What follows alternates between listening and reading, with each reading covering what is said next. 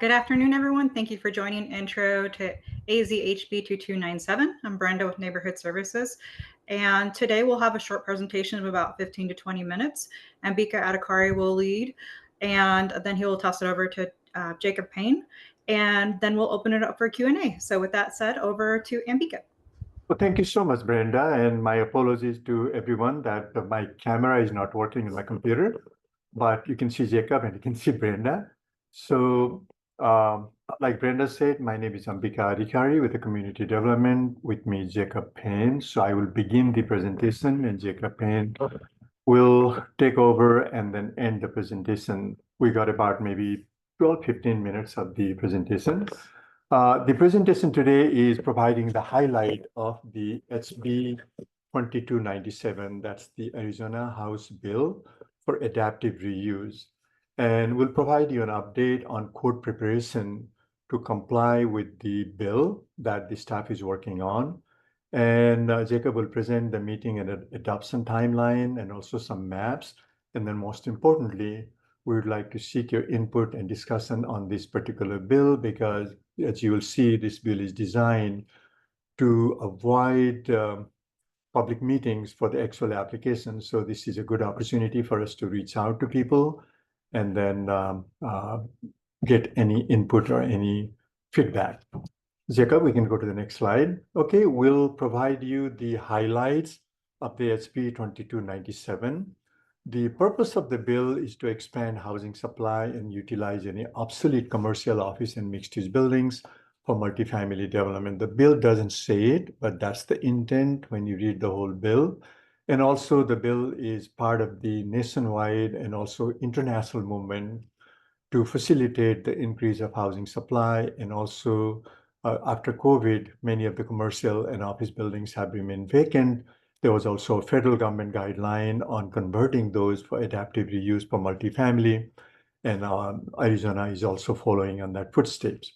So the major points of the mandate of the HB 2297, again, it's called adaptive reuse of commercial, mixed use and office buildings to multifamily use.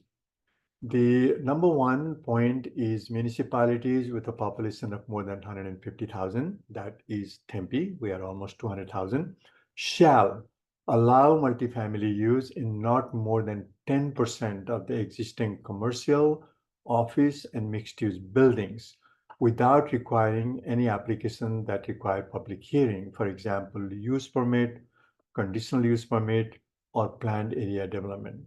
Now, the bill talks about the buildings, not the sites. Right now, it talks about the number of buildings, and for not more than 10% of those kind of buildings in the city, if they meet certain criteria, which we'll describe, the city will allow multifamily reuse without public hearing administratively. Point number two, the bill also gives authority to the municipalities, saying that the municipalities may, so point number two is may, municipality has the right to designate up to 10% of such buildings in the geographical area they choose, whichever the area they want to protect, that these are excluded from the section or the bill. In other words, people cannot apply for readaptive use in those locations. So the municipality may designate those areas. It may be through policy. This is something that the staff is kind of discussing it right now. And every 10 years, the municipalities may adjust these percentages based on how the market goes. Next one. Okay, continuing with the highlights, there are more criteria for people to make an application, for any developers or the property owners to make application. And basically the development standards and set aside for adaptive multifamily construction shall meet the following criteria. There are bulleted points. Number one, the site plan has to be reviewed and approved through our standard process, including any utility providers. And adequate sewer and water services have to be available. The adaptive reuse has to comply with building and fire codes. And then the applicants have to demonstrate that the existing buildings in the applications are economically or functionally obsolete. In other words, financially, it doesn't work for the property owner. And also functionally, either these uses are either obsolete, the spaces are too high, too big, too small, whatever is the case. And further, the site for those particular buildings, the bill talks about buildings, but also has some criteria for the sites, has to be minimum 1 acre and maximum 20 acres. So anything less than 1 acre size and then more than 20 acres in size of the property are not eligible to apply, even if they meet other conditions. And then there is also set aside provision that at least 10% of the dwelling units that they propose to build have to be affordable. In other words, they have to be affordable to moderate and then the low income people. The low income households and moderate income households are defined by federal government and state and the cities is those people, those households who make anywhere between 80 to 100 and up to 80% or up to 120% of the area median income. So people who make more than 120% of the area median income for 2024, for a family of four, for Tempe, the area median income is about $96,000 for 2024. Per person, $24,000. If someone makes more than 120% of that, that doesn't qualify as affordable housing. Next one. Okay, continuing on, there are also provisions in the bill about demolition and standards. So first of all, the municipalities may not withhold demolition permit for applications that meet the requirements of this section. If people apply and those applications meet all the criteria we talked about, the municipality has to grant the demolition permit either for the entire building or if they want partial building. And then new parking requirements, if there is a new building, now there are two possibilities, right? If there's a demolition, they will construct a new building in the site. It has to meet certain standards. If they do not demolish the building, if they want to gut only the interior and reuse the same building as a adaptive reuse of the building itself, then obviously whatever the building has in terms of heights, setbacks, and so on remain because the building remains as non-conforming legal. So new parking requirements may not exceed those for the multifamily in the books. Site setback requirements may not exceed the existing standard for multifamily development if they build new.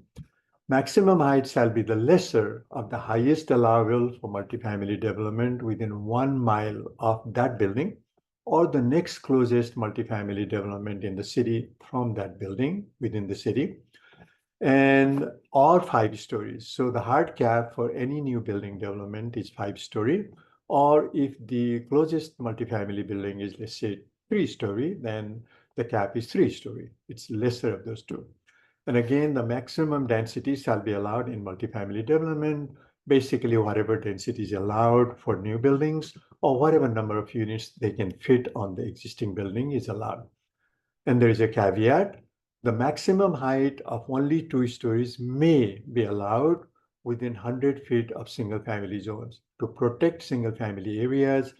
If the building, the new building or the lot is within 100 feet of a single family use, then the municipalities may limit the height of a new building for as 2 stories total. But if the building is already existing, that building height is non-conforming legal. Next one. The setback requirements for the proposed uses shall apply. Multifamily setback requirements are in Tempe Zoning and Development Code. They will apply. And if the existing setbacks are smaller, like I was mentioning before, if they want to still use the same building and only change the interior, then obviously whatever the setback that they have applies and becomes non-conforming and becomes legal and allowed. Same thing, the height of the existing building, if it exceeds the maximum allowable height for the new building, that also becomes legal non-conforming. I'm repeating that from before. But any existing building, if they want to fit as many units that they want to, the combination of studio, 1 bedroom or 2 bedroom, all of that is allowable and whatever density works out for them is fine. Next one. And there are exemptions for this bill. There are certain locations, certain sites, certain buildings for which people cannot apply, the applicants cannot apply for adaptive reuse. Those sites are exempt. One are the districts of historical significance, which have been designated, like, we have neighborhoods, we have sites, we have subdivisions that are historical. Those are exempt. And similarly, site designated historic by local government, by Tempe, sites designated on the National Register of Historic Places are also exempt. For example, the Hayden Flour Mill just got designated as in the National Register of Historic Places. If people want to do a multifamily out there, that area is not eligible. And then they also exclude the different types of airports, commercial, municipal, and then also military. In our case, we have a commercial airport, which is the Phoenix International Airport. Now, in the vicinity of that airport, the area that is covered by the 60 day and night level average noise contours, and we'll have a map that Jacob will show, those areas are also exempt.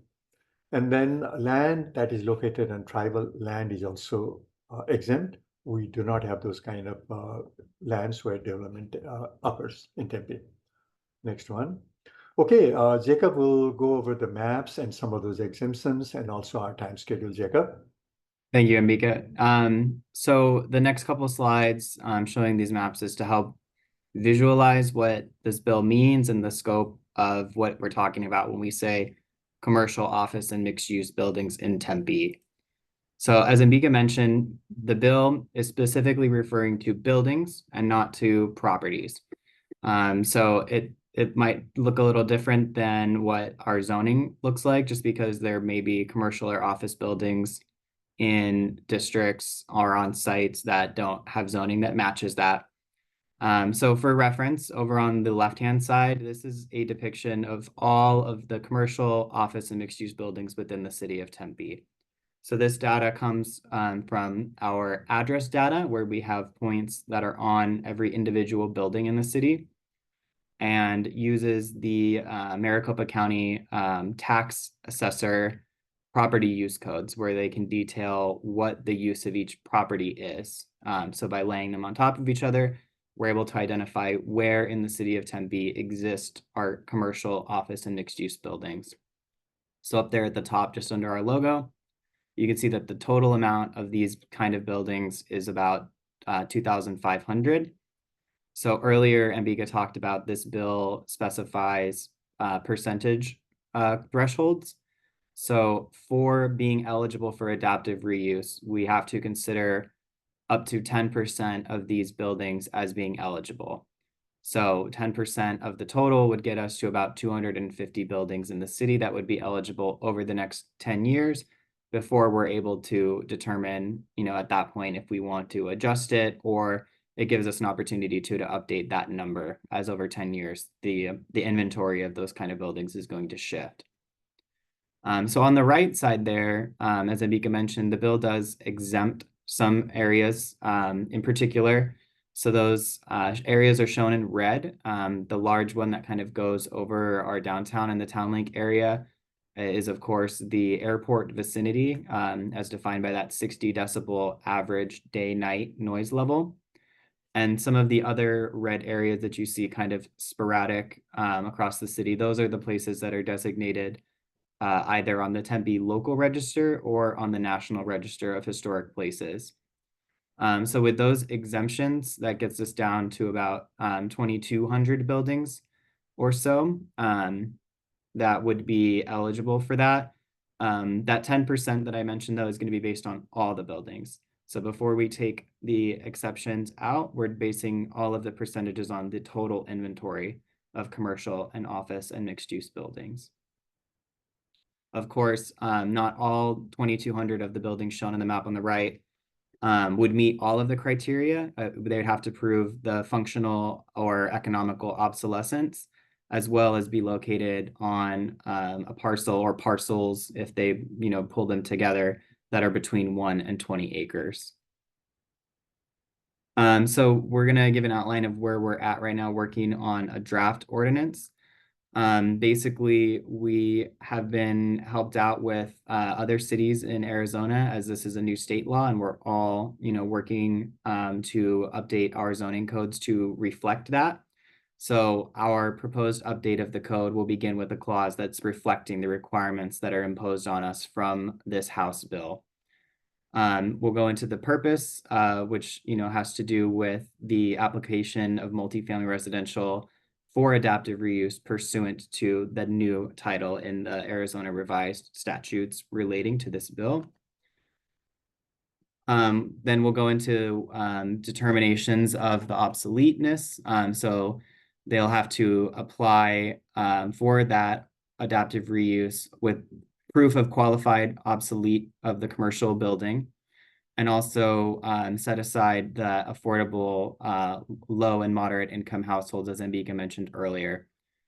The ordinance is also going to include those bits about development standards, the setbacks, heights, parking, as well as the references to the demolition permits and what we can and can't do as far as that goes, as well as reference the legal nonconforming if someone chooses to retain the existing building and reuse it.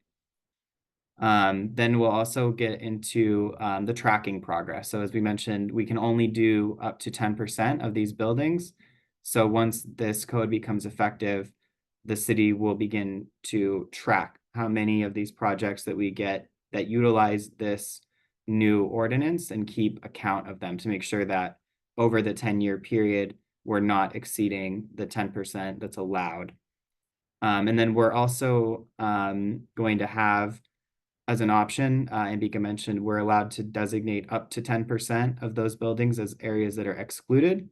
So this is something that we're still looking into on how we would go about doing that, whether it be through an overlay or policy, like he mentioned earlier. So that's something that we're open for discussion and comments about as well as we're moving forward through this process. So here's just an image of what the draft of the ordinance looks like right now.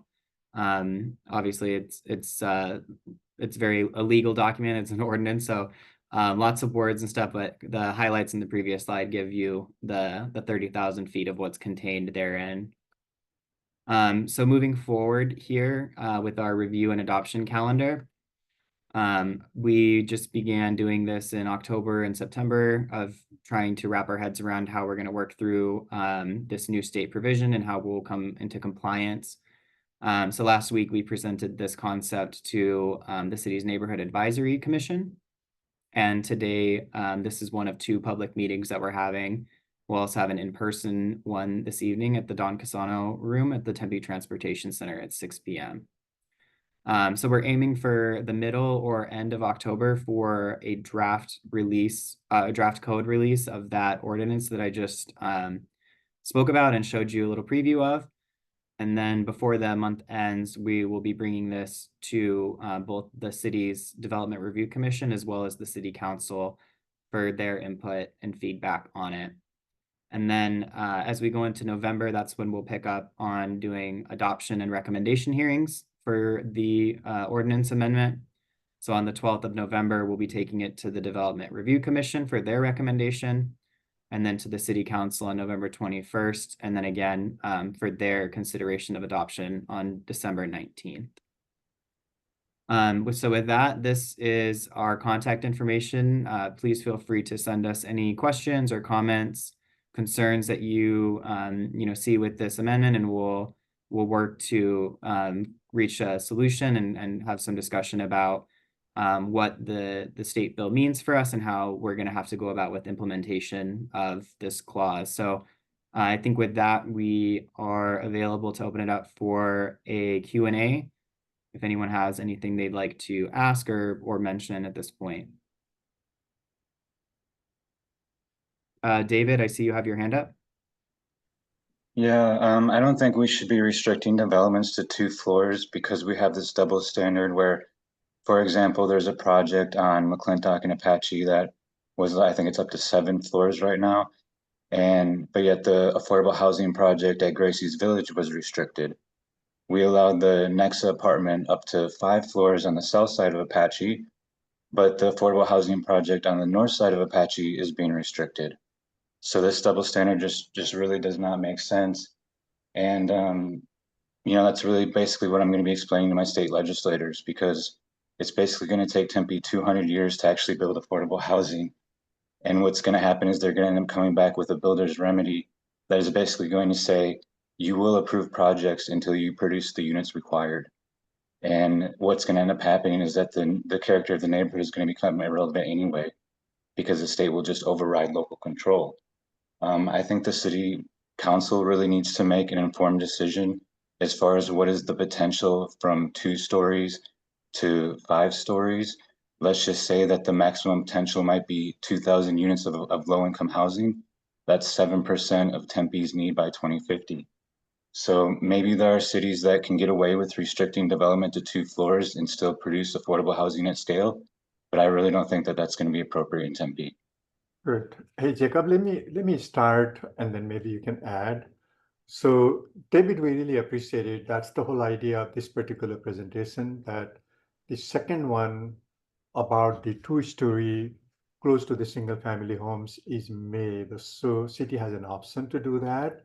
And so we do want to listen to many people. In the first meeting with the Neighborhood Advisory Commission, some of the people did speak that they do want that buffer and the separation between the single family and the new building.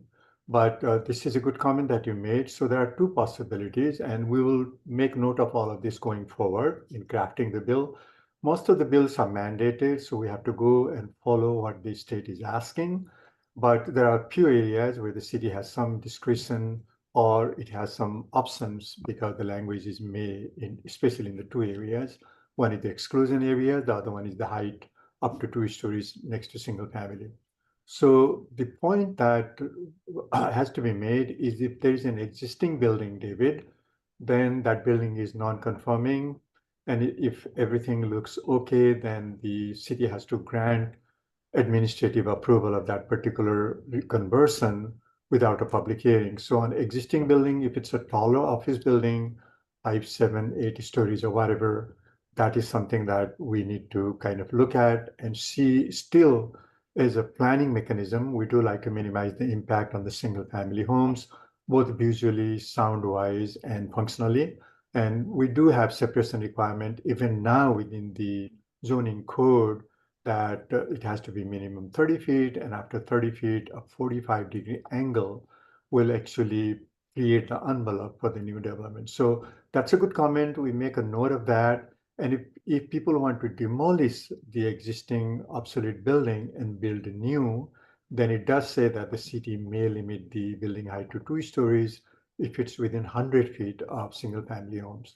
So your point is valid in terms of supply, but the other point that some other people are making is also equally valid, that the single family neighborhoods also need to be protected from multifamily. We do have those kind of separation requirement even right now. So we will take both of these comments in and see how it all goes. We also have a meeting this evening, and we also have a couple other meetings coming that Jacob showed with the DRC and other people. But we really appreciate that comment, and the comment that you make in terms of the total availability of housing units is valid. So can I ask for clarification? If this 2-story limit is going to be enforced, is that equal standard going to be applied to the market rate projects? Like, for example, the development that is on Apache McClintock? So this bill is specifically for the adaptive reuse, okay? Anyone making an application for obsolete office commercial mixed-use buildings to be used as multifamily, which meet all these criteria between 1 to 20 acres, functional, economical, and financial obsolescence, and availability of infrastructure. All of those things are met, plus they have to do a set aside of 10% of the units as affordable. So this particular bill in adaptive reuse is only when people make an application, when they see a building that can be financially more rewarding to them with this particular type of use, that application is made, and we'll measure all of that from our criteria. And like I said, there are 2 types. One is the existing building. If they reuse the existing building, we don't have a lot of mechanism to control the setback and the height. But if they demolish the building and build new as an adaptive reuse of the site, then it may be 2 stories. That we can do it, but we are listening to all sides of questions. Your general question on the current code, if people want to develop a multifamily building unit on any place, there are those setback requirements and separation requirements that I just talked about. The people have to meet it. If it's within, next to the single family, then they have to leave the 30-feet buffer. And after 30 feet, they can go up to 30 feet high. And then if they want to, which is approximately 2-story, if they want to build above, it can only be inset into the site on that 45-degree angle, which is every 1 foot additional setbacks will give you 1 additional foot height. That's the existing code that we have in the books. Does that? So the project on McClintock and Apache has a 30-foot buffer from the single family homes right now? It should be. It should be. Jacob, do you know about that particular project? Are you talking about the southeast corner, David? No, it's the northwest corner of Apache McClintock in the same exact neighborhood. It goes up to 7 floors and it was just approved recently. The new project, yes, it does meet, because I think next to it are, I think, multifamily units, the single family. There are single family homes Yeah, directly on the corner of that development project. Then when we review, it has to meet, yes. Yeah, so why, and if the code right now is for 30 feet, then why would we restrict these developments to 100 feet? Because the bill is giving that option to the city. What the bill is contemplating is the office buildings that are in existence right now may be slightly further than the single family homes and still could be developed as multifamily. Whereas in our code, multifamily, those developments are kind of new developments. So that's the difference. Well, I don't want to take up all the time, but thank you. Okay. Thank you, David. And Till, I think I know you said you were having trouble raising your hand. Yep. Yeah, I can never find the hand raise. Can you hear me? Yeah, we can hear you. We can hear you. I'm just gonna note on that northwest corner of McClintock and Apache. Those are single family. Those are. I think there's 1 single family home there, but those are actually multifamily. A lot of those are like older ones that are like kind of duplexy, kind of. So they are, I think, classified as multifamily because I was kind of looking at that, but there might be 1 single actual not considered single family on that corner, because I had looked at that. Just, it's only a single level, but anyways, I got a couple things. So for the 5-story that Dave mentioned, it does have, and it'd be nice to see, what the stair step is behind a single family home in both cases of existing versus a whole rebuild. Because single family homes do get impacted, say if you have solar, on your house, you might end up shading that, and then your whole, $30,000 or $40,000 solar investment on your house is pretty much annihilated, when it's shaded. And your landscape also dies if it gets more shade than it was planted for. And then, a 5-story building has a lot more noise. I mean, this stuff doesn't affect me because I'm in the middle of a neighborhood, but I know, if I was living on the outside, I'd have some concern about that. So, but it would be nice to show a slide of how exactly that impacts. I mean, if Dorsey in Broadway is a good example of where the city put like 3-story buildings like 10 feet from somebody's backyard, and it just kind of destroys those homes in a lot of ways. I mean, people feel like they have to move because of that. So, there is an impact, and people, and also, still on that 5-story thought, not, you could always ask residents if they actually oppose, because sometimes, if there's retail added, if there's a guarantee somehow of retail, on the bottom floor, then that's a pretty big benefit to people living nearby. So they may not mind extra stories, if their quality of life is, improved through the project by adding, things in the neighborhood. So anyways, Yeah. I just wanted to point that out. And thank you for your comments and questions, because Yeah, I have just Yeah. a couple other things. So in definitions, if you can define obsolete, in the whatever you're writing up, and also, can somebody strip a mall empty, and to decide to do this, and is that a valid obsolete? And then 10%, to define what baseline, like what year baseline. And also, like, say, right now there's not a lot of tall buildings on Broadway, but things will get built on Broadway, say on the north side, that are a little bit taller because it's an industrial area.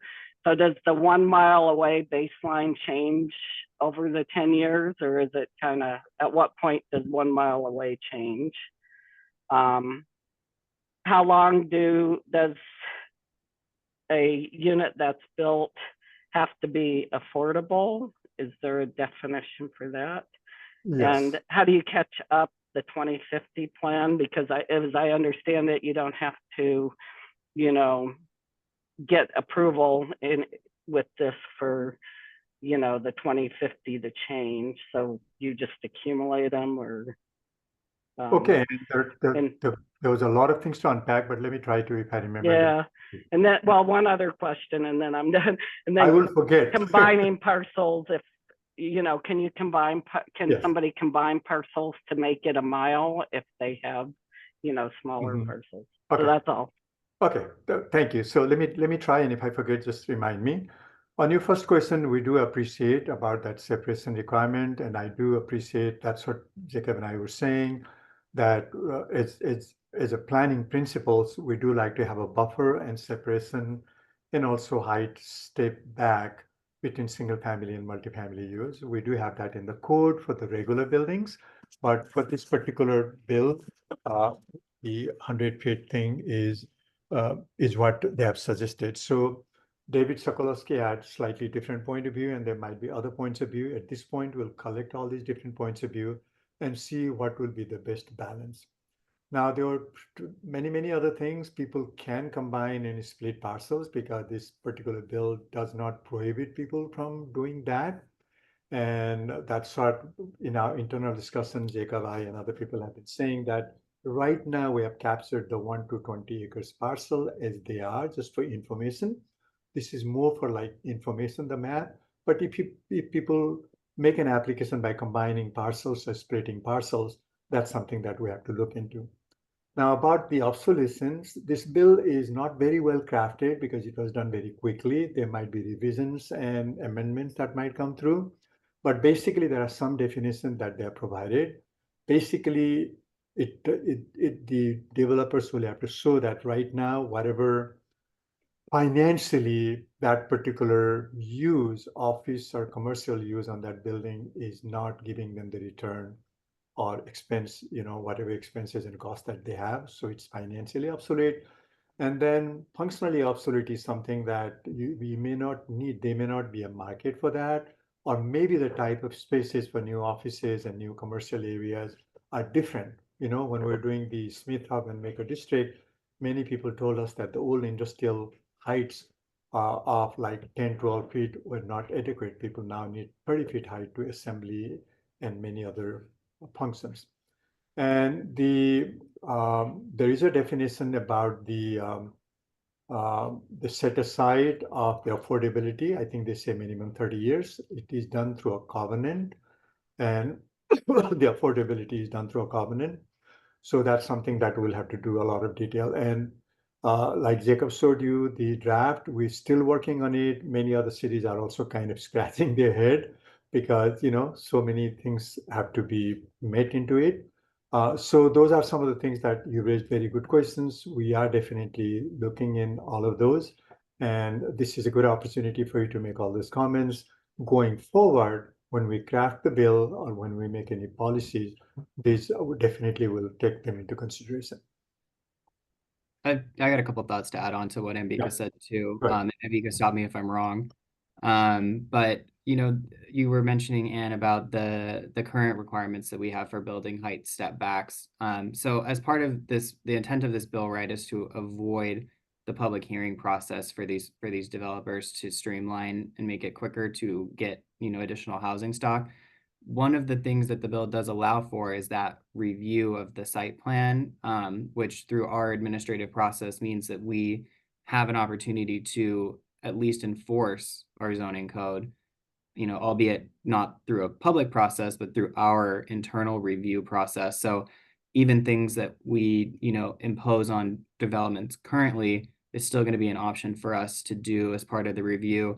Now, of course, using an existing building kind of leaves us no options because, however tall the building is, wherever it's located, if they're keeping it, we have to work with it. But in a scenario where they're demolishing a building and using the site, that gives us a little bit of room to, at least enforce the types of protections and, design review that we at least can do on an administrative level. And one other thing too about we've come up to this, the 5-story building height maximum. If you are using that as the lesser of two, right? Either the tallest within a mile or a 5-story cap. When you head south of, probably Southern, there's a lot of area in the city of Tempe where the next tallest residential is 3 or 4 stories. So even it sounds like a lot of 5-story buildings going up everywhere, but through the other constraints and even that option about the 2-story limit, which we're not sure yet if it's something that we wish to implement, but even without it, there's still going to be lots of areas where through the use of this ordinance, you're not going to be able to get to that 5-story max just because of the clause about the surrounding of the area. Yeah, that's exactly right, Jacob. So the separation, the site planning review process, the bill does say that it has to go through the approval process of site planning and the other review that the municipality does.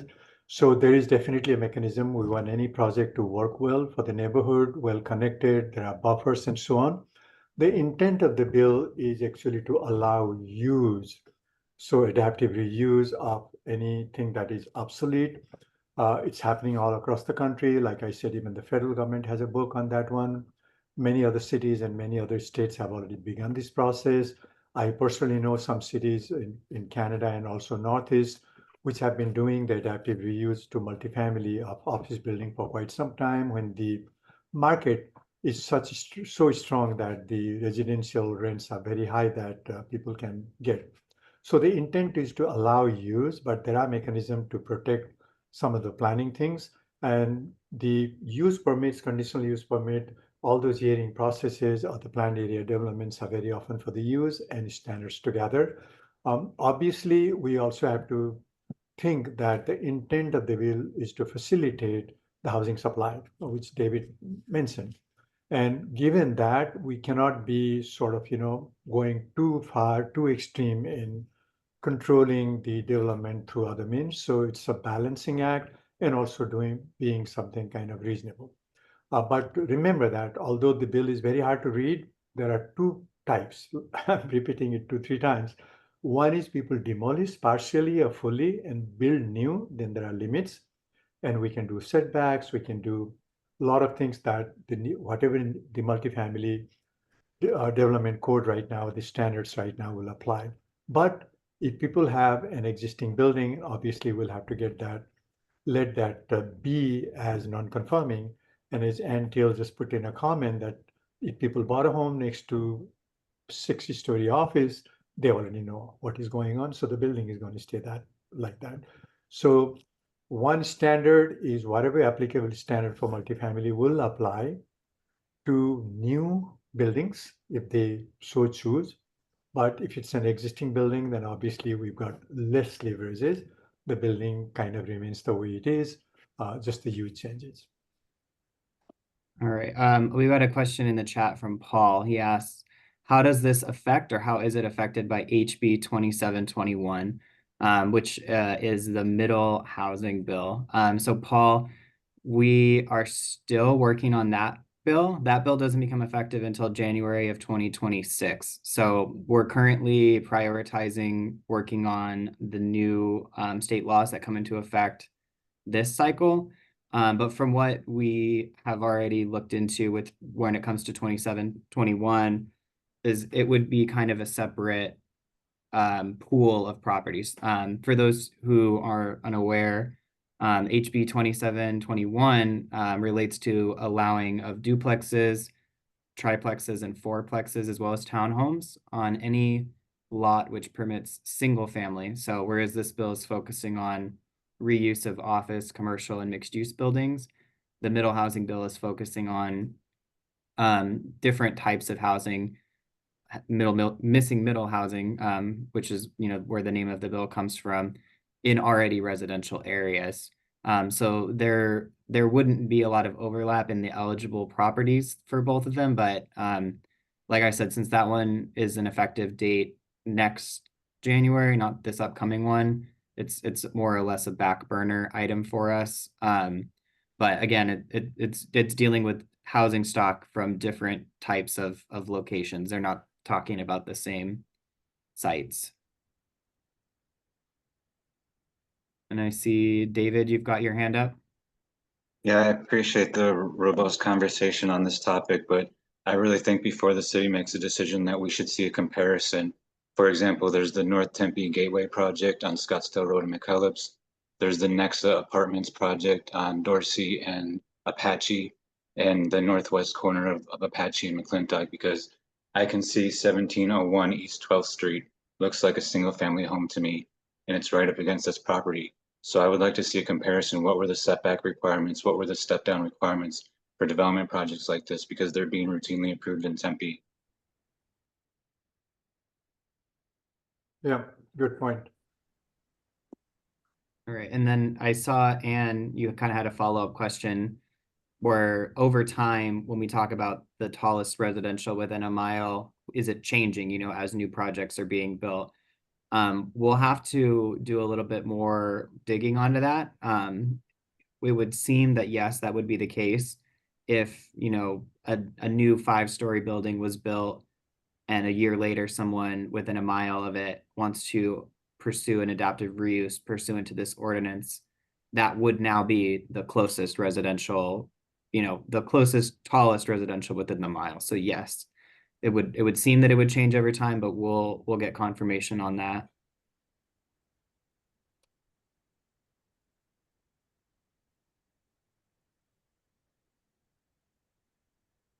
Is there any other questions or comments?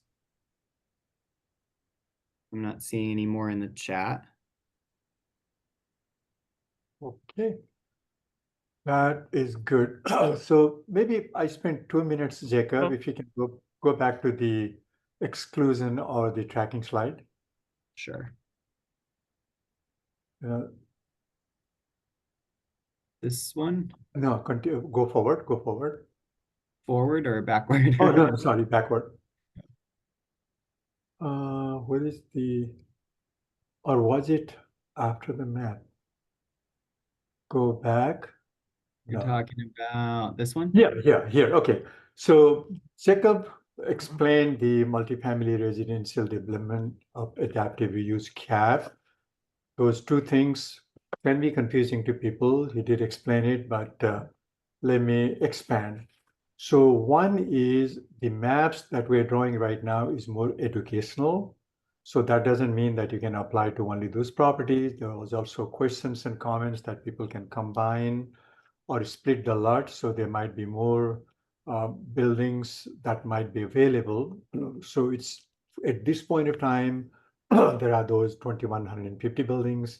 So, 2,510 buildings, whatever, and 10% of that is 250 buildings. So all buildings within commercial, office, and mixed use, that is the cap. Okay, 250 buildings, adaptive reuse going forward between now and another 10 years is the kind of cap. And so the tracking mechanism is the map is for information. We may not have an overlay, but what we'll do is when people make an application for a particular building to reuse for multifamily, we create our own spreadsheet to see what is changing in the city. It also relates to the general plan question that Antil has, so that after 10 years, if we see too many office commercial being changed into residential, we might decrease that percentage from 10 to, let's say, 5 or 3 or 6 max. And if there's no market right now, that could even be expanded from 10 to above. So that's something we will keep a track. The staff will keep a tracking of that approval of those applications. That is number one. Number two that Jacob explained was identifying the excluded area. So there are exemption area, which is different, that he showed in the map. The excluded areas are by the choice of the city. If the city wants to protect some areas in terms of employment centers, innovation hubs, any really good office shopping or something, and multifamily doesn't look like a really good use on that particular building, then the city might exclude those. Now, that's something that the bill says may, and if the city does it and it's still under discussion, it might be a policy, that document that would be publicly available, might be just a few pages identifying some areas and say, okay, these areas are kind of not available for adaptive reuse. And we will keep a track of that also if we find, and that the cap on that is also 10%. Don't get confused. These are two different things, okay? One is excluding certain geographical areas and buildings, which have to be, again, less than 250 buildings. The other one is keeping a cap on how many buildings could be gone for adaptive reuse. That's a different criteria. Now, this one also will keep a track, and then we'll see how this thing goes. If there are some other new development that needs to be protected, maybe in the next round after 10 years, the staff can look at it. So I think the state is giving that leverage to the city to make sure that there's a balance, and then there is some protection of employment or commercial or those kind of areas. Anyway, thanks, Jacob. Yeah, Anne, you have one more comment? Yeah, I got two more that I thought of. Okay, on the conversion, does multifamily automatically include mixed use, so that, or is that not allowed in this? Because the word has been multifamily, but mixed use includes both. I think it's a different category if I remember. Okay. And Yeah. And there's, like in my area of town, for example, some of our shopping centers are pretty highly used. So we wouldn't want to have like every corner lose all its retail. Mhm. So, because that's kind of important to the residents living there. Okay. So just wanted to just comment on that. And then on Dave's thing about some areas, possibly having, taller buildings next to them. I just want to comment that situations are different, for each building. Each building's different than another building. Standards are there and they should stay there, and there's variances for that reason. And also, maybe something was built, but there is lessons learned over time, so there's, you can't just say, oh, it's here, but so why isn't it there? Every situation is different. So anyways, so I just wanted to comment on that. It's not just black and white always, the situation in a certain area. And Yeah, I mean, that area of town is, happens to have light rail, and ASU, is right there. So there's a lot of unique situations compared to, say, another area. So, anyways, Okay, and just thank wanted to you. point So that. on Yep. your point number one, whether the multifamily use also includes mixed use with retails and so on, the bill actually, the language does say you any conversion of commercial, office, and mixed-use buildings to multifamily use in the building. So we can see what other cities are kind of thinking and whether our own attorneys are thinking on that line. But right now, the way that the bill reads is it is multifamily. Okay. I That's see. number one. Yeah. Yeah, the number two, and of course, we're open, we're still learning on this one. The whole thing is kind of really compressed timeline right now. Number two, on that protection of certain areas for employment, yes, exactly. So there's an option for the city to designate some areas to be excluded from this. And so we will hear from all of you if there are some buildings that you think should be excluded. Maybe that's a kind of policy that the city will begin to make. On your third point, absolutely, you're right. I mean, each case is different. You have to remember that this particular bill is applicable mostly for commercially zoned, or sometimes mixed use zoned, even sometimes industrial zone where there is office building, those kind of use within the building, rather than many other examples we're thinking about Apache and other areas where typical multifamily planned area developments are occurring. This is more of conversion, adaptive reuse of a particular type of building right now. And so that's what the bill is about. So those lessons, I think this has to be adopted by January 1, 2025. Once we begin to implement, and if there's a market and people make an application, I think there will be a lot of lessons learned as we go forward. Yeah, I was just going to say one more thing on the mixed use is that perhaps, there's some, if it's just retail on the bottom and then, the whole 4 stories above are multifamily, then maybe there's some percent, of the building being multifamily that Mhm. puts it, in this classification. And, on my corner of Southern and McClintock, there's lots of big commercial parcels. And I mean, I wouldn't mind at all if those became mixed use, but I really, as a resident, I really would like to see some way to ensure that, we don't lose all those great businesses, because that's what makes Tempe tick too. You got to have residents, but all those businesses are very important. And I know that's kind of outside of this bill, but is there's a lot of empty retail on Apache. So I would love to see the city do something to try and encourage those bottom floors when they do these mixed use to actually, maybe keep some of the existing businesses or to encourage new ones, just like you would if you were only building a commercial, spot. Like Manjala has a project in South Tempe with a commercial shopping center, and it sounded like they already have people who are ready to move, in as businesses. So it'd be nice if a mixed use was kind of the same way, where she could say, oh yeah, we're going to have this one here or that one. But I know that's kind of outside of this, but there's a lot of value in making sure that the businesses stay, because I know our corners, the parking lots are full, so but we have really good businesses there. So it's a huge important thing to anybody who's renting or living nearby. I'm constantly getting a hold of Irma and saying, hey, there's this empty property here or a vacant house, and it's great for people who need to take the bus or have things walking distance, because there's so much in this area. I mean, the schools, the parks, I mean, they're 1 mile within a mile, 2 orbits, buses, so much stuff over here for, to take advantage of.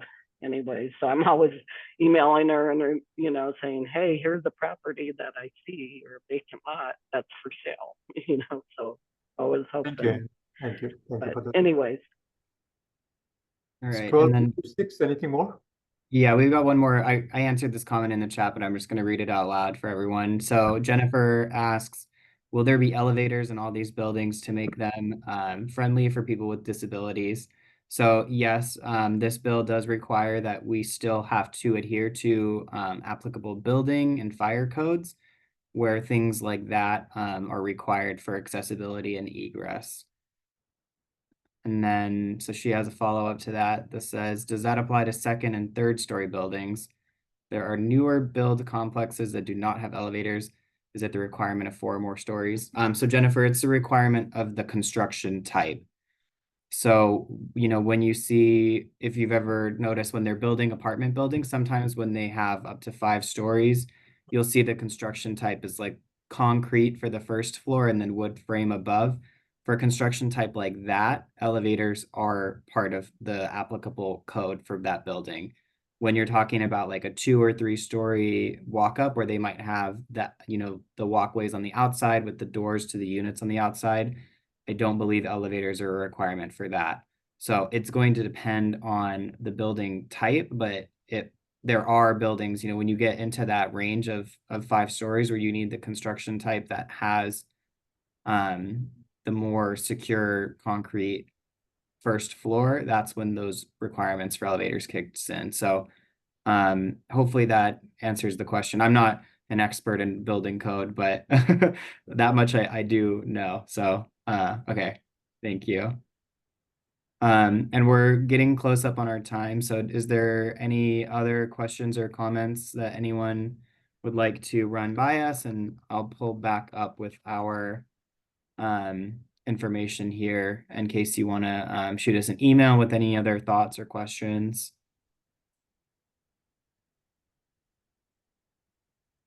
And it looks like, David, do you have another thought? Yeah, I have a final thought that Tempe is landlocked, and so we have to be realistic about how we're going to produce our housing supply. And I just don't think it's very realistic that we're going to enforce this 100-foot limit, because eventually what's going to happen is the state is going to override that control anyway. It's just we're landlocked. We can't go out and build on 12,000 acres of land or something like that. You know, we have to work with the constraints that we have. So having a 2-story limit is just not a very realistic standard for us. Thank you, David, for that comment. Okay. well, the Jeff, I think 2-story we're- limit isn't everywhere, and other people live in the city. So as the city said, everybody's got to be considered. There are still plenty of spaces to build. Okay.